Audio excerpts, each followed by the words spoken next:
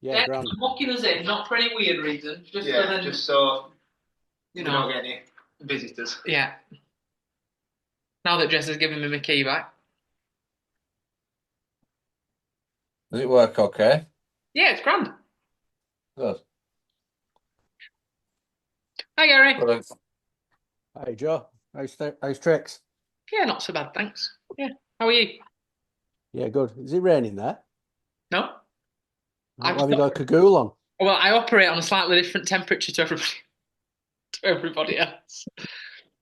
I get cold quickly. Right, okay. All right. Have you seen Like his uncle Ian used to wear a bin liner. Yeah, he did. I remember that, yeah. Three sweaters and a bin liner. Yeah. And no socks. Sweat regime. Ahead of his time. Right, we'll start. I don't know if well, Gav's definitely not coming on, is he? So we've got what we've got. So I think we'll kick off. Don't build it up too much, Jess. I'm just trying to do some research, some last-minute research, Gaz. You know, I'm like trying to do two things at once. Hello, everyone, and welcome to Lowerhouse Cricket Club Housecast. You'll have to do that again, Jess. Why? Because somebody else spoke right as you're in full flow. That was Tim Pot. That was me. We've got what we've got, so we'll just run with that, Dooch.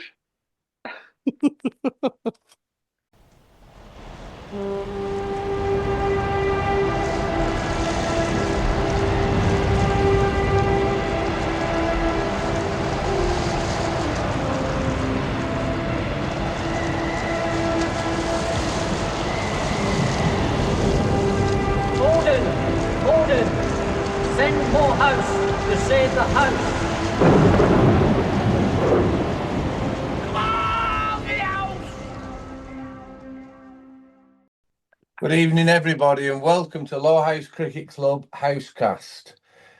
Bit of an impromptu episode tonight. We tried for Monday, and I dibbed out. Tried for Tuesday, something happened. I couldn't do Wednesday, and then all of a sudden we were all here for Thursday. But it's good to do because we've got a great guest on. Another one of our classical, legendary players that hasn't played anywhere else. He's only a young lad, but he's doing a great job at the moment with his team. So we want to talk through the second team with Dec Stansfield, but I'll come on to Dec in a minute. So the host we've got, just need to get my screen right. Joe Beneducci's on, Joe Martin and Gary Morehouse. Are you all right, Dooch? Bit of a strange day on Sunday over at Middleton for us. Yeah, a quick game is a good game, as they say, but yeah, it was a bit of an odd one. But I guess it's good to be on the right side of those quick games, isn't it, rather than the wrong side. Yeah, and I'm not going to go into too much detail because I want to really get into the seconds on this recording. But it was a strange, disappointed because it was such a great weather and the pitch looked fantastic. I thought we'd be hanging around till 7 or 8 o'clock, but we were travelling back home by about 3:30. So anyway, also we've got Gary on. How are you doing, Gaz? I'm all right, Jess. Thank you very much for asking. Yeah, good lad. Good lad. Some decent bants as well whilst you're watching it, so that's always good to see. Joe Martin, you're in your special room with our guest. How are you doing? I'm very well, thanks, Jess. How are you? Yeah, all good. All good. Got some good gardening in today. Oh, did you? Yeah. I repotted my chilies and pinched out my tomatoes. Well, we've just repotted our tomatoes. Lads, seriously, come on, quickie. Why were they not in the big enough pot, Joe? Well, there were seedlings to begin with, so we've just grown them from little pots to begin with, and we're moving them to the big ones. Right. But the strawberry plant's coming out again, so. Yeah, they'll soon come on when you get in them bigger pots. Chelsea Flower Show this weekend, isn't it? Yeah, it is. Yeah, and Eurovision Song Contest. Yeah. And we're at both, guys. Me and Jess. Duke will be watching both. Oh, he's just getting his felt tip pen out. This will be interesting. So anyway, so on to our guest. We'll go straight in and see how he's doing. This lad's he's a son of a lad who's played for years, and we've all played with him. He's come right through the junior sections, some great performances, and at a young age last year took on the second 11 captaincy. A big ask, a big difficult task as well, really, because in the first division of the junior league, and there's some top sides in there, and we have such a good side, but he had the balls to take it on, and in my view, did a really good job in there. And then this year seems to be flying a little bit. We've only into 4 games in the season, but welcome the second team captain, Dec Stansfield. Hey, Stanley. Nice chaps, thanks for having us. You're welcome. How you doing? Yeah, not bad, thanks, mate. Good start to the season, so all's good. Yeah. And yourself, if you got through the winter from last year. I'm going to go into a little bit of depth about last year and how difficult that was. But how did you go on this winter? Watching you, big Burnley fan, watching the football team, and looking forward to the summer. Everything all right with that? Yeah, I had a bit of an eventful winter. Me and Mrs. got us first house together, so that made it all go quicker, I suppose. Ready for cricket season, and then we started netting it about March time, and then before you know it, season race. So it went quite quickly, really. Good. So let's just look back a little bit on last season. As I said, it was a big ask. You took over from Charlie and from Charlie Bithell, and before that, Matt was doing it, Matt Hope. I don't watch a great deal of it, Dec, so I'll have to be bowed by your judgment. But it's a tough league, that junior league in that first division, isn't it? Yeah, it is. There were some good sides that we played against last year, and I wouldn't say we went in underprepared, but we just couldn't get the same team out every week. So it turned into a real struggle. Selection-wise, it was a real struggle. We kept getting ourselves into positions to win games, especially early on. I mean, we bowled Wilbur out for 85, and I think we got bowled out for 79. And that was kind of story season, really. But we got us act together a bit towards the end of the season when we got a solid team out, but then Shawkat was home halfway through the season, which you can't expect. So there was just a lot of stuff that went wrong. And like you say, it's a tough division, and when stuff goes wrong in that division, we're an inexperienced side. Obviously, it was my first year as captain, and it was tough. Don't get me wrong, but I wouldn't say I hated it. I wouldn't say that I did not enjoy it, and I tried turning up every week, but it was just. I'm not saying getting relegated is a happy accident as such, because I don't want to get relegated, but I just think going a bit into this season, it's not bad for these younger lads to get a bit of confidence. Obviously, we've had a good start, like you say. It's not bad for the younger lads to get a bit of confidence, try and get scores every week, which we are doing at the minute. I'm not going to count as chickens, but we started really well. But yeah, it was just one of them last year. You have tough seasons, don't you? And it was just. Of course you do. And unfortunately, we got relegated. But we like I say, we made a fist of it towards the end. And you learn from it. The young kids will learn a lot from that. Probably a lot more than people who are in the late 20s. And for the benefit of the listeners, just to try and explain how it works as a second 11. The first team will always take primacy over. If someone gets injured, they can pick on the second team. Someone drops out midweek for whatever reason, someone from the second team comes in, and they generally, and rightly so, will pinch the best player. So it's left on the second team captain to try and manage the team, get a young lad in from the thirds or an experienced player in. So you've a far less settled side than the first team, which sounds a bit daft when you're looking at it. And for a young lad like you, did you find that pressure affected your performances, Dec, or your not just the performance on the field, but your attitude in the meetings, the team selections, and in training? Did that get to you? Not necessarily, because we've got good people around us. Obviously, me, Matt, and Dooch have a bit of fun midweek selection wise. Ben's always honest about who he'll take, and I spoke to him on Tuesday because actually this weekend coming has been the toughest week selection wise, because the first team are away at Penrith in the LCB. So we've lost.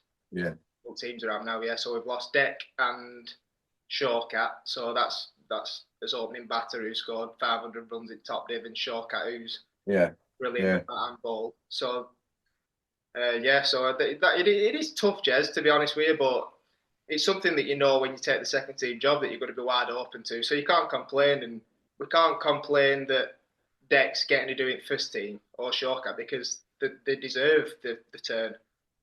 So we can't complain about it because you know what it's signed up for, end of the day. I know, but it's good to hear that it hasn't affected you, and and you will be supported by those people around you. But it's not easy, no matter what age you are, and it's good to see that you got through that, and you will bounce back. It's there's some good young players there. People are coming back in. I've just looked at the team. Jack Sims back in the team, and you've got a strong lineup there to keep it going. So on the build up to this season, were all the players looking forward to it? Was it a good build up as far as second team go? Yeah, mad keen. They're a mad keen bunch. They're a great bunch of lads.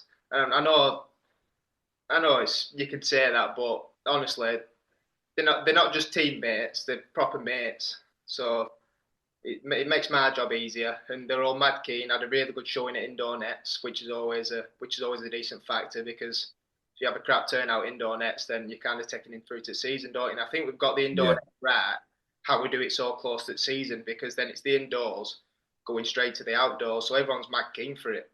And then we had a friendly with Todd, and that's the friendly against Todd, who are now top of, we won it. I know you can't really go off it, but it's only a friendly.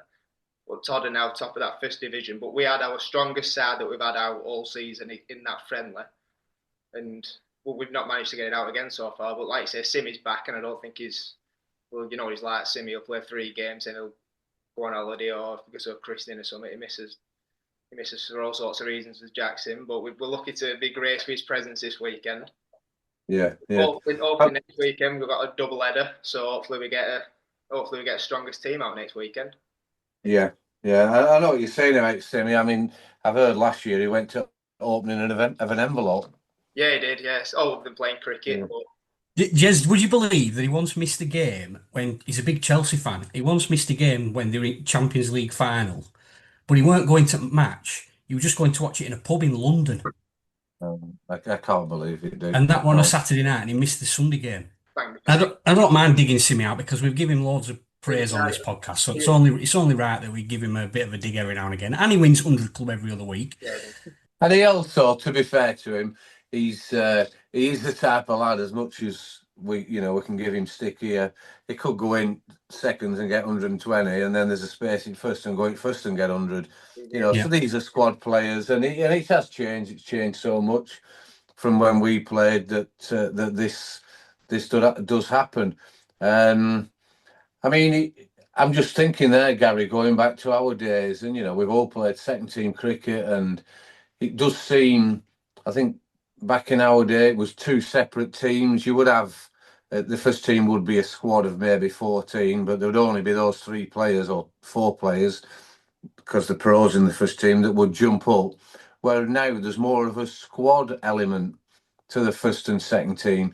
But do you think, Gary, that was because of an age thing? Going back in our day, there were a lot of first teamers that carried on playing in seconds, where that doesn't happen now. Yeah, I think you're probably right there. I think they've currently got the competition now. Our job would have been 10 times harder, Jez, I think, in those years, if you'd have had as much competition as there are for places now and the things and kids coming through. I mean, I can remember still picking somebody who were like 40 odd or whatever for a game at a weekend because we were short, and it's and because we had to, there wasn't genuinely there wasn't kids right for playing first team cricket at that point anyway. So I think it's a tricky one, but I mean, I don't know how Dec's going on with the seconds, because obviously I'm only watching stuff from afar, but imagine the structure around there now with Stan and Ben and the pro and the cricket committee generally. I would imagine it's it's geared up for making somebody like Dec thrive in that situation now. Whereas, it were like Rusty's bag for ages, weren't it? Nobody else wanted to touch second team captaincy for a long while. Bit of a poison chalice, but yeah, good luck to you, Dec. Sounds like you're doing a good job. And you mentioned pro there, Gary. I've never, as long as I've been involved with senior cricket, you could say hockey, but I've never had a pro that openly cares as much about second team cricket and how they're developing as much as the one we've got now. So that's brilliant as well. And it fills you with confidence, knowing that he's taking our players to. You see him. He's just mad keen. He's just mad keen on everything that we're doing, and it's brilliant to see. It's really working out with our team, not just the first team. And that's nothing against the pros that we've had, by the way. It's just this Dan's absolutely keen and he's brilliant with us. Yeah, and it does, and they will learn so much, won't they? The kids will, even if they can't perform, or not saying they can't perform, if he's trying to get that extra 5% out of them, and they're not just pushing it. I'm looking at the side there, and we'll talk about the Greenmount game, Dec. You played in that one, the first game of the season, a decent score, 2-2-4. And the runs are spread out. Dec Metcalf got 52, you got 42, Will, got 36, Will Norcross, 160, 150 odd for 2, which is a great start. Just talk us through that game, because they nearly got them, didn't they, in the end? But I think you won. We started like an house on fire. We started really well.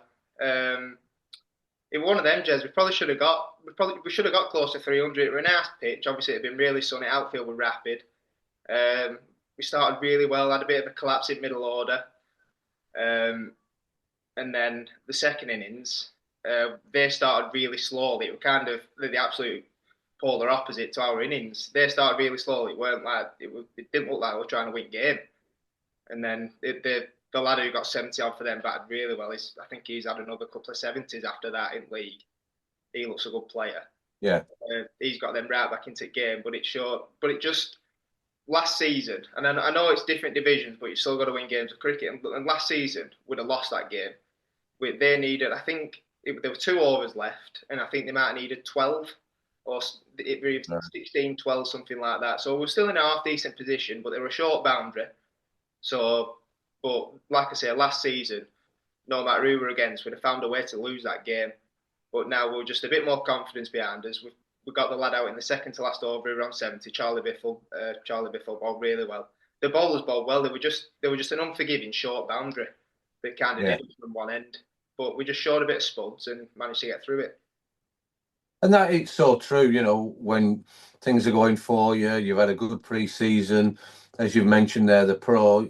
It's not just the players who are getting those victories for you, and victories bring victories. I don't know if that's a saying.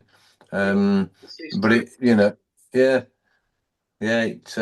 like you said, you want to win it last year, and you've got through, because you're right. Yeah, they were 208 for 6, chasing 224 with a few overs to spare. So it's a good effort. And then you've been away on a little bit of a sabbatical, but the team have carried on. They have, yeah. I were away for Enfield at home, and then the double header. I were only away for 11 days, but it felt like I were away for 3-4 weeks. It was horrible. Don't get me wrong, we had a good holiday like that, but the Enfield game seemed like it were another one that were quite close. We bowled first. I don't think we didn't bowl them out. I think we got 10 points, but I think we 160, 170 Enfield got. Yeah, 166 for 7 at end of their overs. Yeah. Wickets shared out a little bit. Ollie Williams and Shawkat and Yanis 2 apiece, and then knocked them off quite comfortably with 8 overs to spare. Keegan got 54. How's Keegan looking? He's a strong character, is Keegan, and he's played a couple of games at first team last year. He's a big rugby union player. Is he looking in good nick and looking like he's going to have a good season? He looks $1 million, Jed. He's got bags and bags and bags of ability, but problem is with Keegan, what's between his ears. That's Keegan's main problem. But it's honestly the technique that he's got, the ability that he's got. He could score 600-700 runs this year without even trying. Yeah. He's had a good Yeah, start. which again is brilliant because, you know, as well as the first team are playing, and we will come on to that, they need that pressure. They need they need these players to come through rather than having the same, Yeah, definitely. you know, calling on Blaise or, you know, Hawkey and you know, and then just coming, you know, and obviously Dec Metcalf's done a great job for a couple of seasons, but we need, you know, because Sharp is not playing. He's at uni, and he's not coming back. So he was pushing for first team at one stage, and you know, and yourself and also Will and Keegan. So we need those players to fire like they are to put pressure on the, you know, on the whole club. Yeah, definitely. I think they're capable of it, Jace. But there's Keegan, Dec, especially Oliver Williams with ball. They're the ones who are really capable of pushing on. Definitely. Like I said, there's Will. There's all of us really, but they're the three that I think have really got to have massive seasons this season, then put the pressure on. Yeah, exactly. And then Rottenstall away. We back first 169 at Rottenstall, all out off 40 overs. Yeah. You got to think that could be a bit of an issue, but we bowl them out for 142. Again, Jay, that's another game where last season we'd have lost that because I was watching that and played. I kept up with all the games while I was away, and I was watching it and play cricket. And it's hit Rottenstall. I think they were scoring at about 10 and over. Yeah. I think it was for 6 overs. They were smashing us all over the place, but just a couple of quick hits. I think there were one lad got 40 odd at start at innings. I can't remember it. Yeah. Got it now. But it was. Yeah, got 40 Roscoe. Yeah, Roscoe. Yeah. Is it Keith Roscoe? Is that his grandson? I think it's his grandson. Yeah. Grandson, yeah. So obviously. No, it's not, dude. It's his great grandson. Great grandson. So either way, it goes to the spot, doesn't it? But yeah, he seemed like he was giving us a bit of tap, but then again, just got back in game, showed a bit of spuds again, and looking at the scorecard, it looks like it was quite a simple, straightforward win, but it weren't. No. Said. I mean, they're bowled all out in 24 overs. No. You know, it's a bit comedy cricket. Yeah, it is. Yeah, and Shortcats, you know, got 5 for 39 off 10.1. Yeah. So, you know, again, great victory, top of the league. And then last weekend, you're back for that one.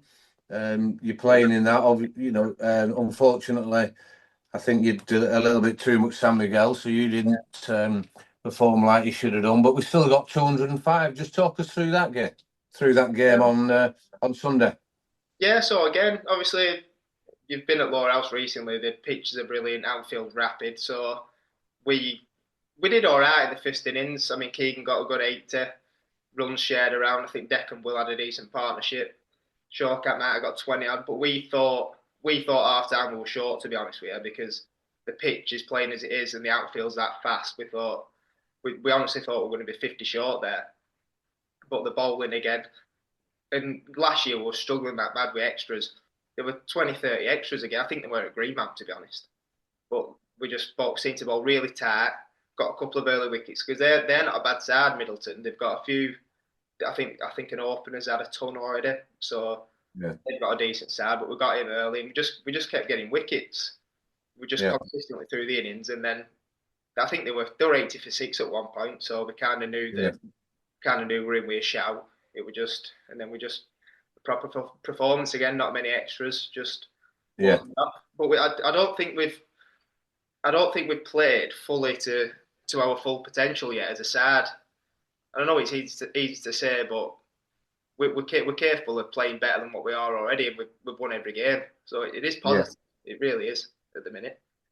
Yeah, and you know that's fantastic to hear that's the way you are, and you're pushing and striving to get better. But take it whilst you can. You know, if there's things just not going maybe your way, or you know the things aren't. I mean, we were sat together over at Middleton, and we were watching the scores come in. And Dooch had mentioned, and Mark, my brother, were about Keegan. He looked like he was getting in. He got to 40 in no time. Yeah. And then Matt was saying, "Look at that, he's throwing it away." And you know, he's got 81. There's no one throwing anything away there. All right, he's out, and he could have, you know, maybe got a ton. and got the score up to 250. But is that a reflection of the way the first team play? And I'm just talking about Keegan, but is that something that you take on as a second team in being positive and getting after him? It is. I'd say for the more experienced lads who Dan and Ben deal with directly, we do try and play with a positive mindset of the first team. That's what we want to play. But Keegan will just bat. He's batted like that ever since he's got in seconds, Keegan, to be honest. He gets absolutely bat on ball. But obviously, we're not as good as first team. It's just one of them. We can't do the stuff that they can do, especially early on in his innings. So we've got to try and build his innings a bit more. But we are trying to play positively and aggressively. But like I say, Keegan will just bat like that. He just tries to get bat on ball early. But he can do it as well. But like I say, he could have got 150 Jez if he'd have. Yeah. To be fair, he weren't out slogging. He must have been bowling at about 35 mile an hour. It was like watching Uchi ball at this at clubhouse end. But he's just chipped. Yeah, exactly that. Yeah, he's just chipped when he just got stuck a tiny bit in pitch. He's not tried slogging, and he just got caught to the point. So he played aggressively, but it were a tame dismissal for how we were batting. But you can't grumble. Like you say, he's got 81.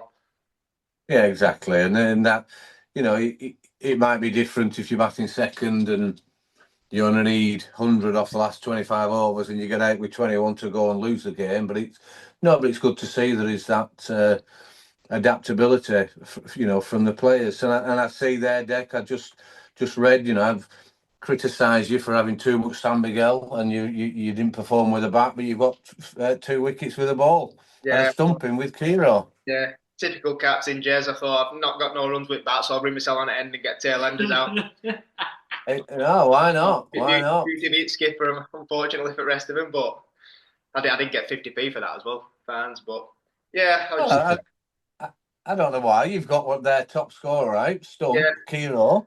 Yeah. Well, to be fair, it's about time Kiro took one because I think he had about 5 chances to stump that lad off shortcut. But I mean, batters can't pick shortcut, so I never mind wicket keeper. Tell us a bit about him, Dec, because there's a lot of people who listen to this who won't know anything about shortcut. So just give us a bit on his bowling first, and then his batting. What's he like? What's he like to captain? He's great to captain because he's brilliant at cricket. So he's easy in that respect. He's going to bowl you 12 overs and he's going to get 30 or 40 odd every week. So in that respect, he's a good lad as well. So but a bit about his bowling is I've never seen anyone turn it as much both ways. And you've seen him do, can you? I'm not talking about that there. He turns it. I've batted against him a lot in nets, and I still can't pick his wrong on his googler. But his batting, he's another one gets on with. He's brilliant off his legs, really wristy.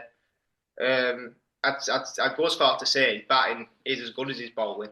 And I think he's only young, what is he, 21? 21, maybe a bit younger. So he's a serious cricketer, real prospect.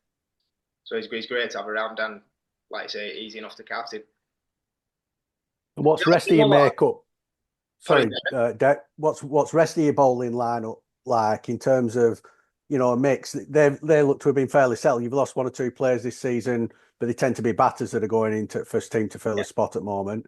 So as a bowling unit, what variety have you got there? You've just described shortcut. What's the rest of the lineup? You bowled 3 of the 4 opponents out this year, so you're doing something right.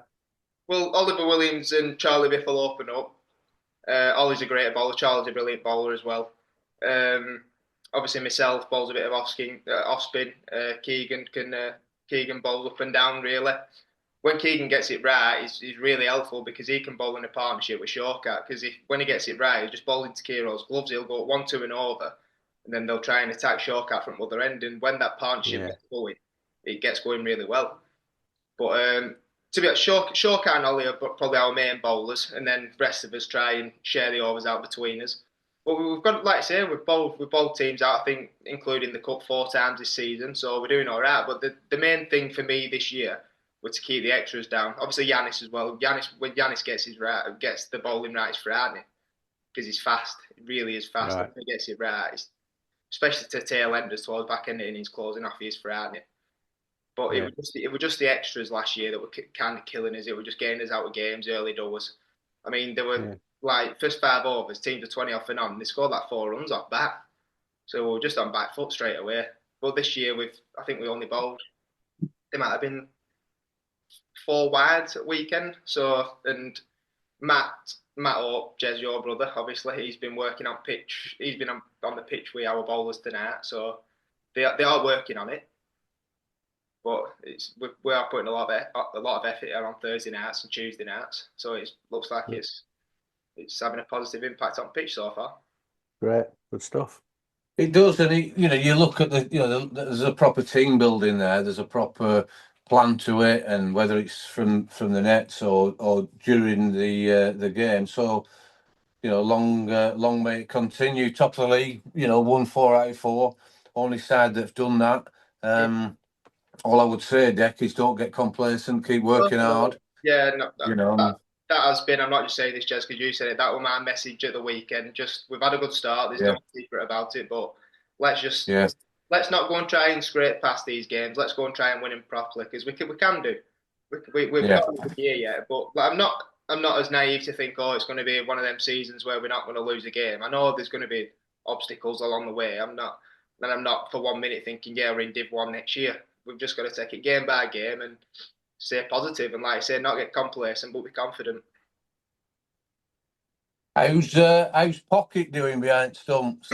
He's a little character, isn't he, Kiro? How's he doing? Yeah, brilliant. Yeah. Well, to be fair, Kiro obviously Dec had a great season. Kiro actually came top of the big team last year, so Kiro's absolutely fine. We know what Kiro's like. He watches well go bad, doesn't he? He does. He's a lovely lad. He's such a great lad. It's good to see when he gets those stumpings. He's heart of gold, and he tries his nuts off for it. So so that's really good. Just tell us a little bit about Ollie Williams, and he played one of the friendlies in first team. I've not seen a lot about him. He looks to have some potential, and does he land it in the right places? He's got massive potential for me. He's a really, really good bowler, Ollie. He knows what he's doing for it, and he's a young lad, 19, 20, but he knows what he's doing with his field. If there's don't need changing, he'll change it himself, or he'll put an idea by me. He can bowl one side of the wicket. When I mentioned extras last year, Ollie was never a culprit. He's always the one who is bowling the one side of the wicket. Struggled. Right. It sometimes last year just struggled picking up wickets at points, but I mean, he's still learning. He's still only a young lad, but he's got 8 wickets this year so far, so he's had a really good start. And he could have had more, to be fair. Yeah. And it's good that he's getting. It's good that he's getting that experience there, and he's getting the overs under his belt, because that's where you learn, and that's where you stop the drifting down the leg side, and bowling's batters, you develop you batters, and you become better, and you're working at it. Bowlers can change overnight. You grow an extra inch. Showcat seems the right character. I've never spoke to him, but the old game he's played in the first team, like you said, whether he bowls leg or leg spin, he's a bit of a character, isn't he? Of what happened with him last year when he couldn't play. Well, he is a character, right? I mean, you should see him when he gets a wicket. Jesus Christ! But I don't know exactly what happened, but what Stan said is he got a voicemail off Showcat saying, "I'm going to Pakistan. I'll see you next season." And then we didn't see him till I think it was we just started the season. He just turned up for friendly. Brilliant. Yeah, that was on the 15th of June as well. I've got the message here on 15th of June. Voice message from Showcat: "Back to Pakistan. See you next season on 15th of June." Cheers, Showcat. That's 400 runs. We need to get him 40 wickets gone.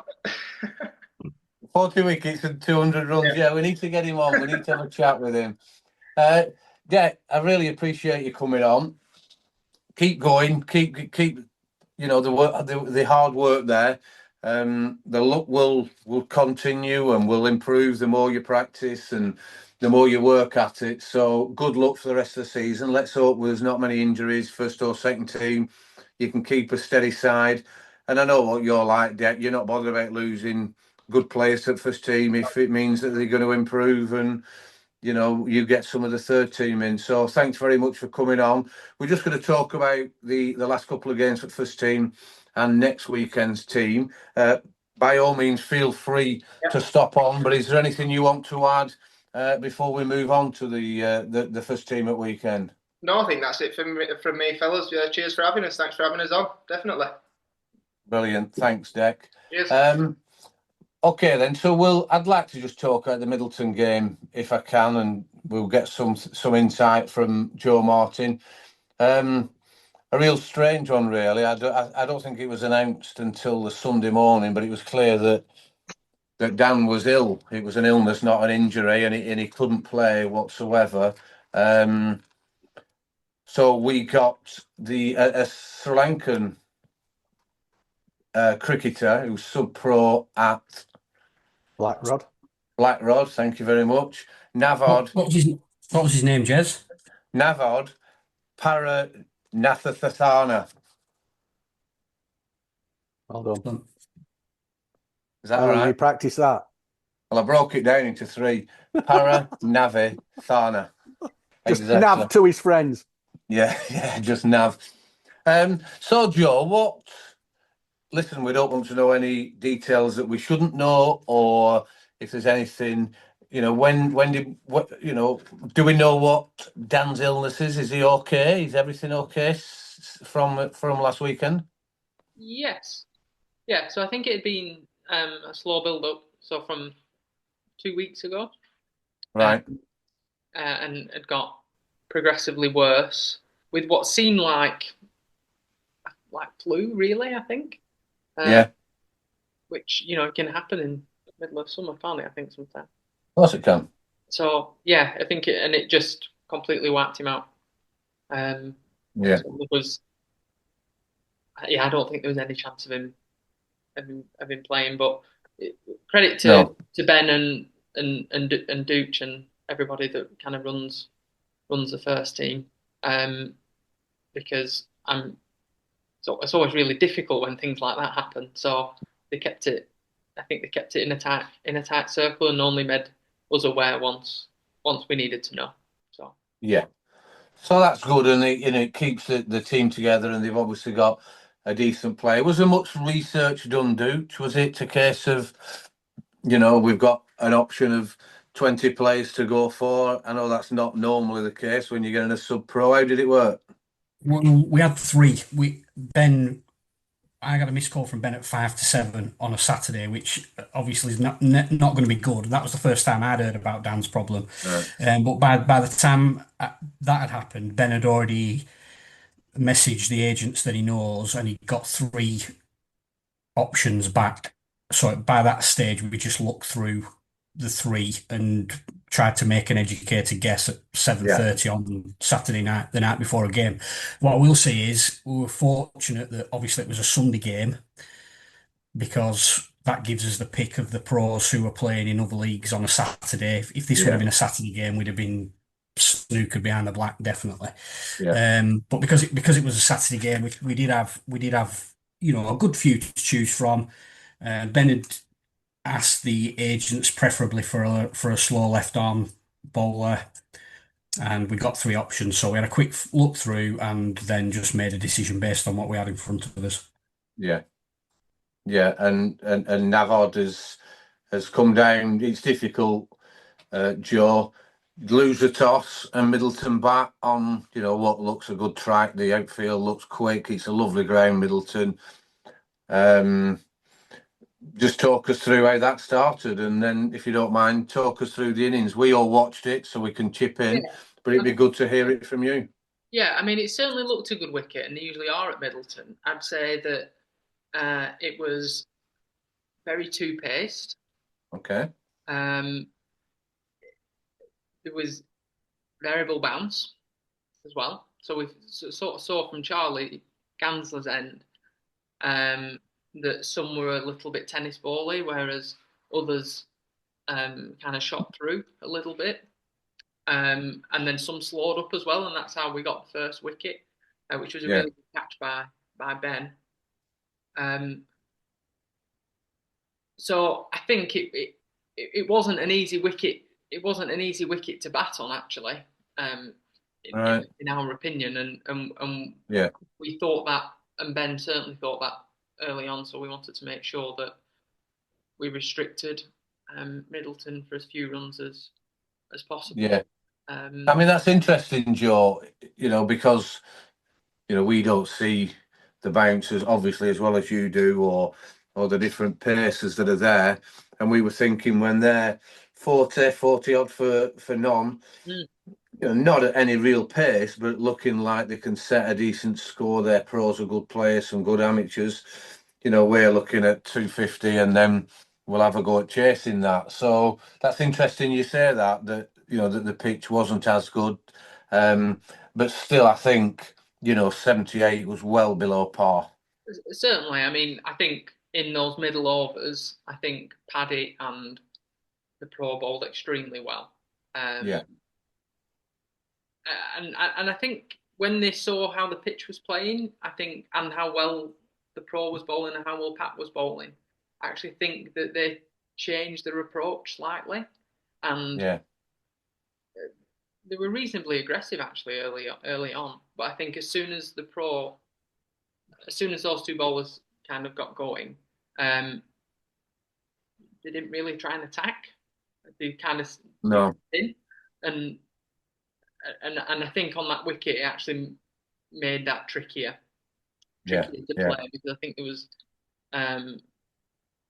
there was always a chance that they'd get one through, and it helps. And Dan's very similar at this actually. He bowls at the stumps. He makes sure that all forms of dismissal are in play. And the sub pro did that at the weekend as well, and so did P. He bowled at the stumps. And attacked in that way. So I think they did an extremely good job, and they got through their overs incredibly quickly. Well, I'm going to come on to that, Joe. Let me come on to that with Gary, because when you get, we've all played where, and it's generally against us when we were playing, Gaz, they would know when we were in a bit of a rut, if one of our better players had got out, certainly whether it's Skaduri, Sleep, Harper, these sort of players, they all of a sudden, instead of going at, well, we used to be 16 overs an hour, you get up to 22. This lad was going through that quickly. We timed him for 2 overs, and the first one was 1 minute 14 seconds, and the next one was 1 minute 18 seconds. When you're thinking county cricket or test cricket, they're lucky to get 12 overs in an hour, so they're bowling at 6-8 minutes, and I've never seen anything like it. And do you think you're doing it on purpose, Joe? Yeah, I mean, I don't doubt it. I mean, if the quicker you get through your overs, but it's also if you're not going around the park, and they had a slightly defensive mindset, I think. Maybe I don't know. That's what it looked like. Equally, the bowlers bowl very well, so I think that made them change how they were approaching. Keith Arthurton used to do that at Ramsbottom. He literally, you'd take your guard, you'd look up, and he's in delivery. He's in his delivery stride. And obviously, we're trying to do it to rush you to get a wicket when you weren't ready and stuff like that. And you'd probably you'd do it about 5 or 10 times. Actually, just step away until umpire would have a word with him, or he'd just twig that that's not a game that's going to. Yeah, he were murder with Keith Arthurton. Yeah. And that's what I was thinking there when I was mentioning, this Navod wasn't. They were, they were in trouble in any event. They weren't really looking for any runs. One of those overs that we timed, they did get a single in it. So Arthurton would do that as a specific tactic. But I think this was just a case of, I'm enjoying bowling to these. They're not looking to get me away. And I think it's possibly speeded Paddy up a little bit as well, which he don't take his time anyway. No. But when you look at, it's over 22 overs between them, and they've gone for 33 for 8. Yeah, I mean, it was. I think in those kind of situations, Jez, it builds a lot of pressure when Yeah, The scoreboard's not rotating, even if there was the odd boundary, which I think there was in some cases. That I were umpires, Joe, because on audio on stream, you could hear the home support giving him some right jit. Yeah, I mean, in my opinion, I thought the umpires were great. They typically are. I mean, I don't think the umpires get a lot of bad press. I think they're better than what people say. They're not going to get everything right. They're not professional umpires. I thought this weekend, I thought the vast majority of the decisions that they made were correct. And it showed with the LBWs, for example, the Pro Bowl the last two players out.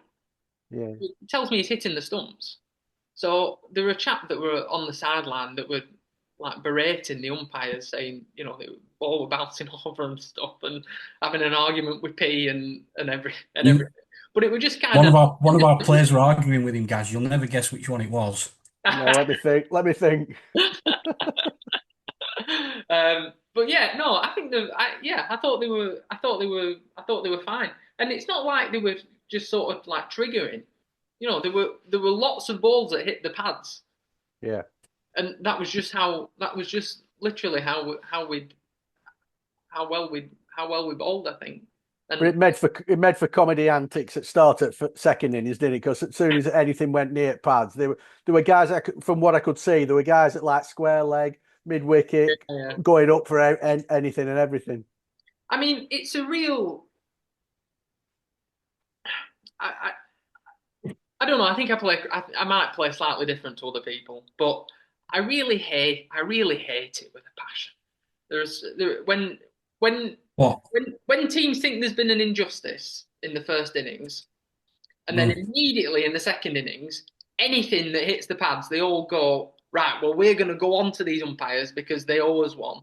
And if we put enough pressure on them, they're going to give us something. And I just think... But why do they do that, Joe? Well, they want to win, but... No, they do that because they know that some umpires will caffle and give a decision. Yeah, of course. And I completely accept that that happens. I just think I just don't think it's right. But can I just jump in there because it's a really good example this of weekend. I thought it was quite embarrassing that early at the start, the first 2 or 3 overs of the Middleton game. You pick your battles, and you're right, Dooch. Some umpires are not as strong as others. It's a grey area as to the decisions, and it's their call. We can't say, any of us, well, that wasn't hitting. He got an inside edge or he didn't hit it. But I know, and I'm just watching the first 2 overs where their pro is running down the wicket, clapping his hands above his head, right up to the wicket keeper, and not even looking at the umpire for an appeal. It's quite poor.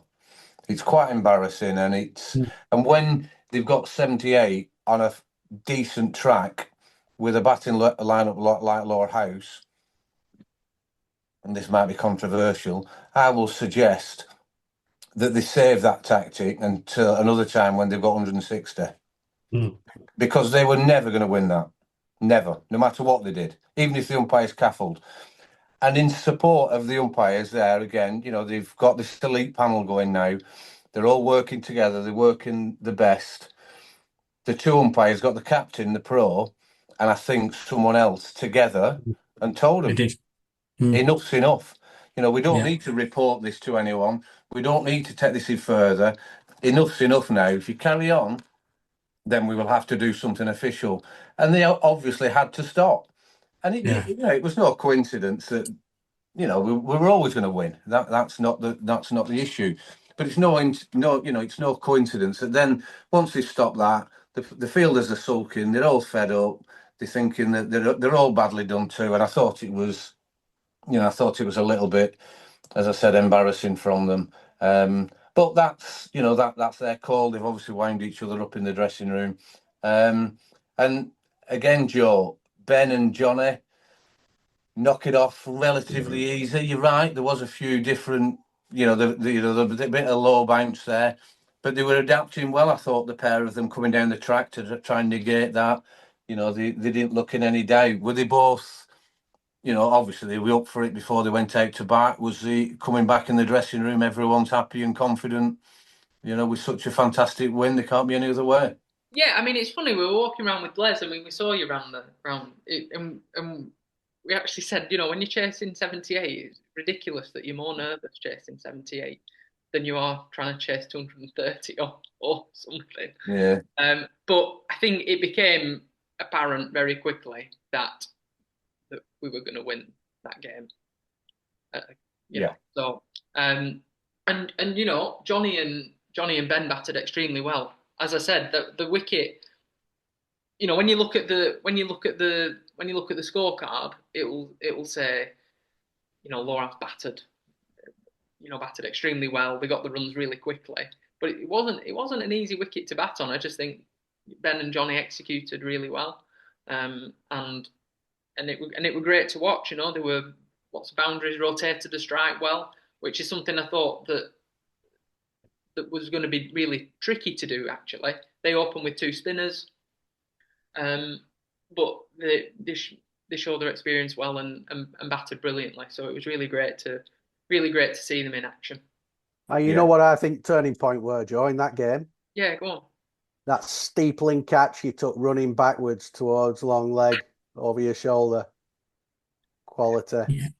I was going to mention that. I thought that was a great catch. What a wonderful catch. You didn't even touch on it, but it was an excellent catch. That. Oh, it's very kind of you. Yeah, because I'm not very good at that. It's kind of a running theme within the team that when the ball goes up high, they really hope that I'm not underneath it. I'm absolutely dreadful. But yeah, no, it was. Yeah, I was pleased with that. Terrible miss stump. And because we give you a bit of praise, tell us where the stumping chance hit you. Well, it didn't hit my hands. And I've watched it back, and it's very frustrating because these things tend to happen only when Paddy's bowling. so it's and I don't mean to do it. It was one of those at the weekend where I just rose a little bit too early.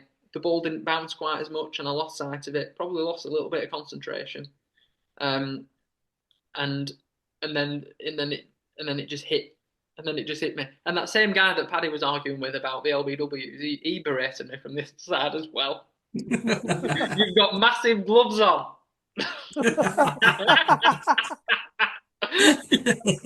Which is very fair. And do you ever go back to him? Do you ever go back and? I mean, what can I say? Everything he said is accurate. Hit the wickets. Make sure it hits the wickets so it don't come to me. No, I mean, he bowled brilliantly at the weekend. He bowled really, really well. I mean, varied his pace well. Some balls turned, some balls didn't.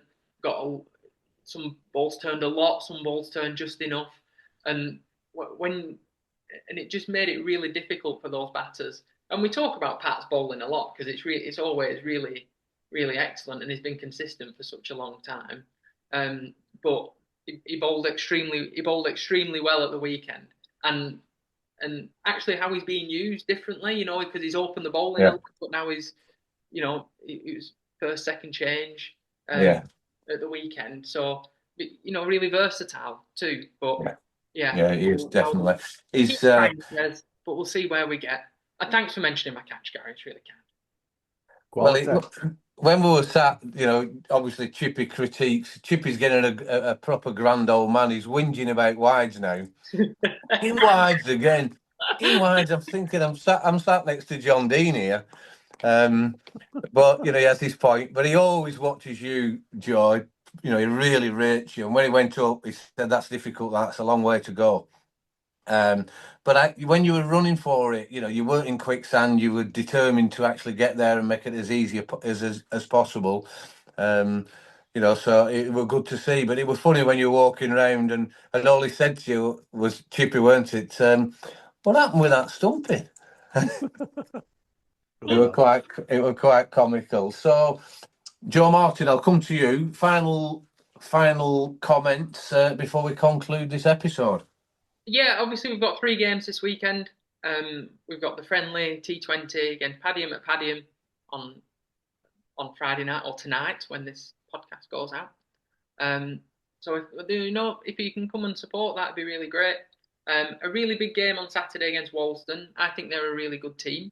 I think that they play in a really similar way to us. They're very aggressive, and they try and score. They try and score 300 when they go out and bat. They've got some really good players, so it'll be a tough test on Saturday, and then we've got a voyage up to Antarctica. So we won't play Penrith in the Lancashire Cup. How exciting! There is a coach available, so like you said, Joe, it's a good point. Hopefully this will be out Friday before the weekend's games, and if there is any spaces still available, then please get in touch with Frank Entwistle or Sam Smith, who's organising the Jolly Boys and Girls outing up to Penrith. So, yeah, thanks for reminding us about that, Joe. Duke, anything from you before we conclude? I just wanted to go back to the Middleton game very quickly and just to say that one of my favourite things to watch in league cricket is a really good left arm spinner bowling at clueless tail enders. I love it. It's brilliant to watch. I don't mean like our tail enders, because we obviously bat all the way down to 11. I'm talking about legitimate, genuine tail enders. When you get a good left arm spinner bowling at them, it's just like something's going to happen every ball. Yeah. They're either going to try and whack it to the moon and get castled, or just get completely bamboozled, and that's what happened a couple of times on Sunday. So yeah, I did really enjoy that. Yeah, and to be fair, Dooch, you're not belittling the Middleton tailenders, because I was one. No, yeah, but I was one of those. With really good pros. Like you said, you don't know if it's an arm ball, whether it's going to move away from you or what it's going to do. It's great to watch. So yeah, best of luck to Mr. Paranavathana. Gary, over to you for the last point before we finish. No, good weekend, like you say. Good to hear from Dec Stansfield as well, and all about Two's journey this season. So yeah, good to catch up with you all. Oh, and I will be up for bank holiday weekend games.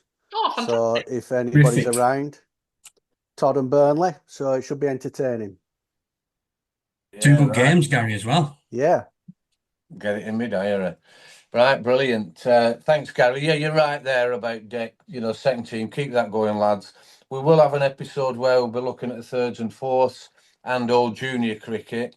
So we'll pull that together at some stage. Again, anyone, any suggestions, any guests that you want to come on, anyone that you wanted to speak to, we're more than happy doing this every week now, certainly when the weather's good and we've got lots to talk about.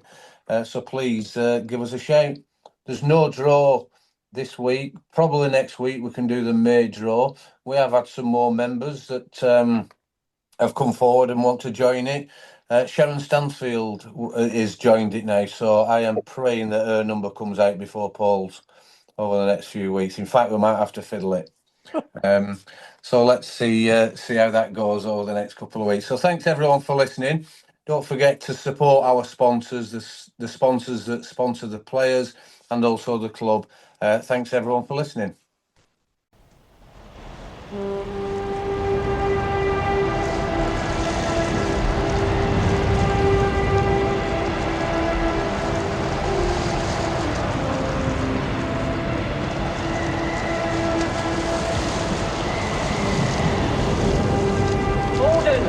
Gordon, send Morehouse to save the house.